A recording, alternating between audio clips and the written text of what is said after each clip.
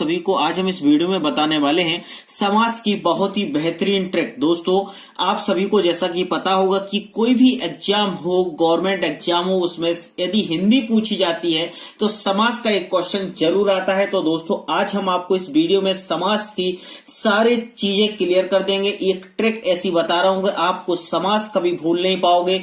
और ध्यान रखिएगा, यह वीडियो मैं इसलिए बना रहा हूं क्योंकि दोस्तों मैंने एक अलंकार का वीडियो बनाया था। वो अलंकार का वीडियो आप सभी के द्वारा बहुत पसंद किया गया और उस वीडियो की लिंक भी मैंने इस वीडियो के डिस्क्रिप्शन में दे दी है, तो आप वहां से देख सकते हैं।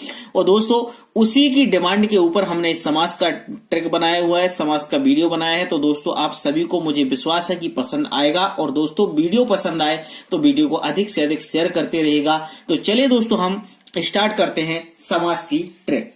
दोस्तों सबसे पहले हम समास की परिभाषा देखेंगे। अब आप सभी को पता होगा कि समास किसे कहते हैं, तो ध्यान रखिएगा, दो या दो से अधिक सार्थक, यानी दो या दो से अधिक, या तो दो हो या दो से अधिक हो, दो या दो से अधिक सार्थक शब्दों के मेल से बने नए शब्द को समास कहते हैं। ध्यान रखिएगा, या तो दो शब्द हो या फिर दो से अधिक हो, या तीन हो, चार हो, पांच, जो भी हो, दो या दो से अधिक सार्थक शब्दों के मेल से बने नए शब्द को समास कहते हैं। ठीक है, ये परिभाषा हो गई। अब देखिएगा समास के भेद क्या होते हैं, इसके बाद मैं आपको समास की ट्रिक बताने वाला हूं।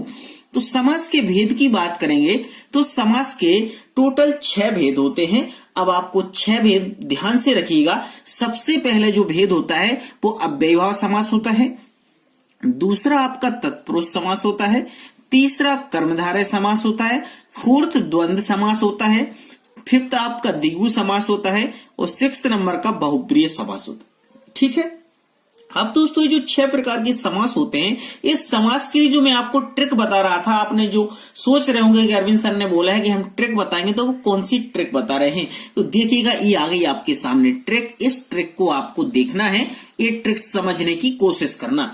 ये ट्रिक मैंने बनाई हुई है द्वंद्वी अब तक। द्वंद्वी अब तक मतलब यदि आप इसको अलग अलग शब्दों में, अलग अलग वर्णों में डिवाइड कर दोगे, अक्षरों में डिवाइड कर दोगे, तो देखिएगा द अलग हो जाएगा, है ना, दी अलग हो जाएगा। तो द और दी से बन जाएगा द्वंद्वी, आ और वा से बन जाएगा आपका अब, और ता और का से बन जाएगा तक, यानी द्वंद्वी अब तक। ठीक है, तो दू है उससे द्वंद्व समास होगा, दी से आपका द्विगु समास होगा, आ से आपका अव्ययीभाव समास होगा, बा से बहुब्रीय समास होगा, ता से तत्पुरुष समास होगा और का से आपका कर्मधारय समास होगा। ठीक है, तो ये बात बिल्कुल आप लोग समझ गए होंगे। आपको क्या याद रखना है, द्वंद्वी अब तक। द्वंद्वी अब तक यदि आपने ध्यान रख लिया तो सारे समास आपको क्लियर हो जाएंगे। आपको इसी ट्रिक के माध्यम से पढ़ना है। ठीक है, चलिए अब हम समास के एक एक भेद को एक्सप्लेन कर लेते हैं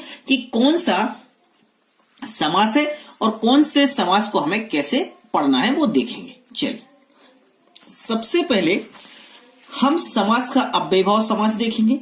अव्ययीभाव समास में सबसे पहले उसकी परिभाषा देखेंगे।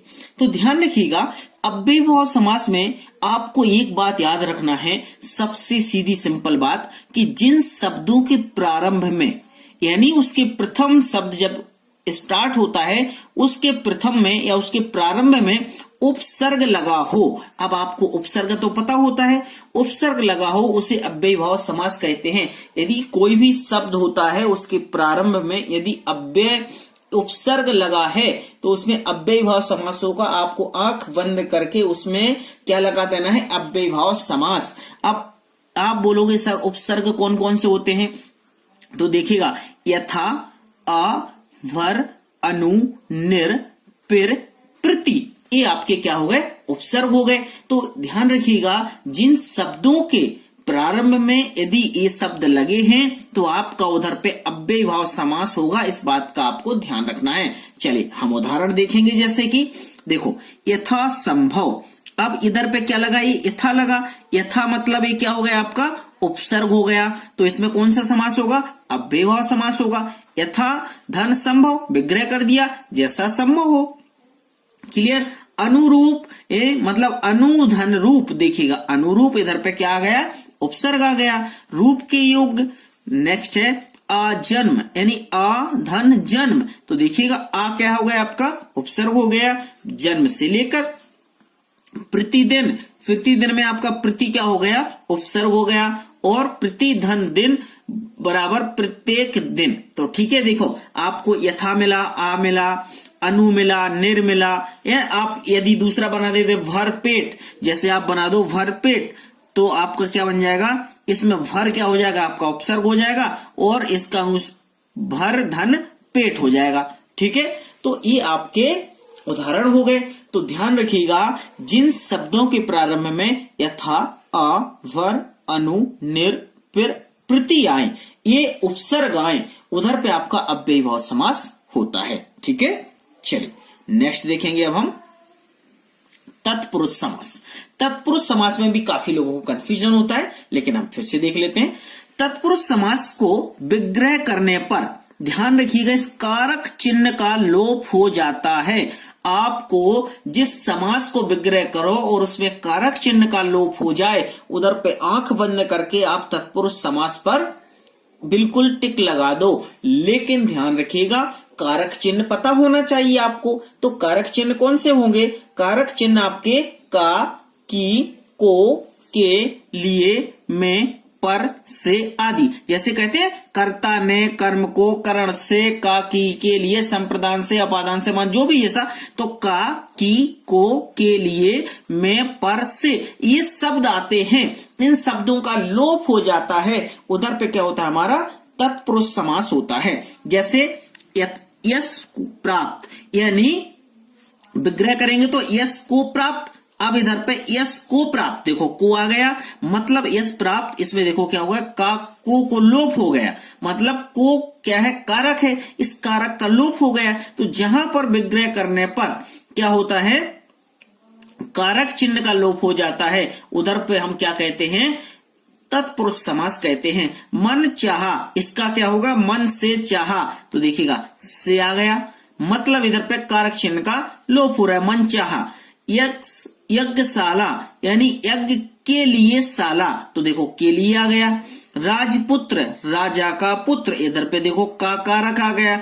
धर्मवीर, तो क्या हो गया, धर्म में वीर, देखो में कारक हो गया। फिर आप बीती, आप पर बीती, पर आ गया, मतलब एक कारक। तो ध्यान रखिएगा, जिस समास को विग्रह करने पर कारक चिन्ह का लोप हो जाता है, वहां पर आपका क्या होता है तत्पुरुष समास होता है।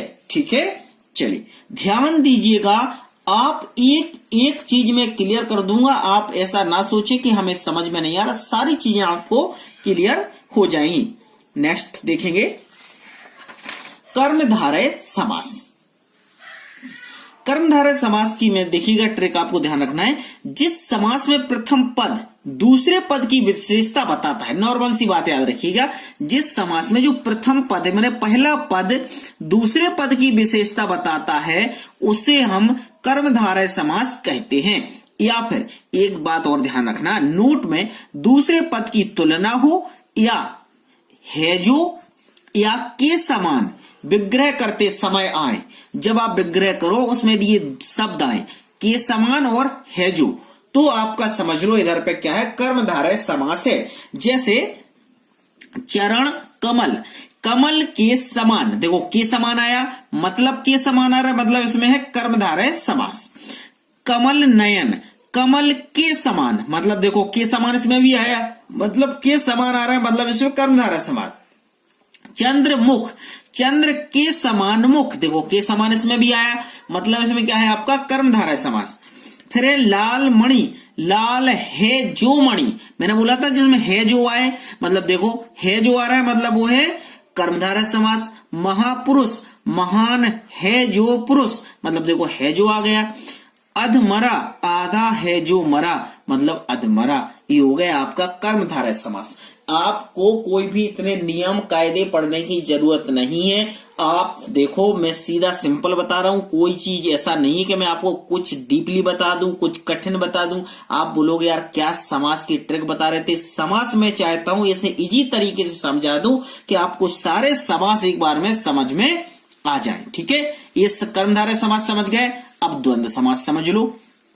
द्वंद्व समास में देखिएगा, यदि दोनों पदों के बीच, ध्यान रखना, यदि दोनों पदों के बीच योजक चिन्ह लगा हो, योजक चिन्ह मतलब ये ऋण जैसा साइन होता है उसको बोलते हैं योजक चिन्ह, योजक चिन्ह लगा हो और विग्रह करने पर और या एवं आए, यदि और आता है और या आता है तो समझिएगा उधर पे आपका क्या हो जाएगा, द्वंद्व समास आता है। या तो योजक चिन्ह लगा हो, जैसे योजक चिन्ह वहां लगा रहता है जहां दोनों चीजें इक्वल होती हैं, मतलब एक दूसरे के समान होती हैं, जैसे नदी और नाले। अब देखो नदी और नाले, नदी से बने नाले, मतलब नदी और नाले, मतलब और शब्द आ रहा है, मतलब इधर पे क्या होगा, द्वंद्व समास। योजक चिन्ह भी लगाए तो योजक चिन्ह से भी समझ सकते हो कि इसमें द्वंद्व समास होगा। पाप पुण्य, मतलब पाप और पुण्य, मतलब और लगा तो समझ सकते हो, योजक चिन्ह लगा तब भी समझ सकते हो। ऊंच नीच, मतलब ऊंचा या नीचा, तो देखो या मतलब या गया तो इसमें भी होगा। खरा खोटा, योजक चिन्ह भी लगा है, खरा या खोटा या आ गया, मतलब इसमें भी द्वंद्व समास होगा। छल कपट, छल और कपट या और आ गया, मतलब योजक चिन्ह भी साथ में लगा। तो या तो आपको योजक चिन्ह लगा हो या फिर आपको और या और आपका आए यानी एवं आए, तो उसमें ध्यान रखिएगा द्वंद्व समास होता है, या तो योजक चिन्ह आए या और आए या फिर या आए। ठीक है, इन बातों को ध्यान रखना। सिंपल सी बात है, इतना हार्ड कुछ भी नहीं, सिर्फ सिंपल सी बात आप याद करके रखिएगा, आपको सारे समास समझ में आ जाएंगे। दोस्तों यदि वीडियो आपको अच्छा लगे तो वीडियो को लाइक जरूर करना और अपने दोस्तों में शेयर भी करना। दोस्तों ये अलंकार का वीडियो जब आपको पसंद आया तो मुझे लगा कि नहीं, आपके लिए जरूर मुझे एक समास का वीडियो बनाना चाहिए, आप सबकी डिमांड थी। अब देखेंगे हम द्विगु समास। द्विगु समास में क्या करना है, जिस समास में प्रथम पद संख्यावाचक हो, कुछ नहीं, सीधा सीधा जिस समास का प्रथम पद संख्यावाचक हो उससे पता चले कि द्विगु समास हो जाता है, जिसमें प्रथम पद संख्यावाचक हो।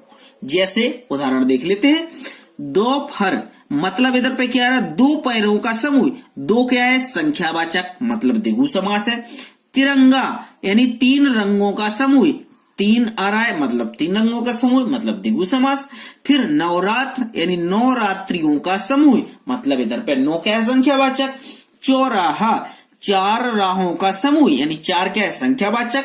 फिर त्रिकोण, तीन कोणों का समूह, यानी तीन क्या है, संख्यावाचक।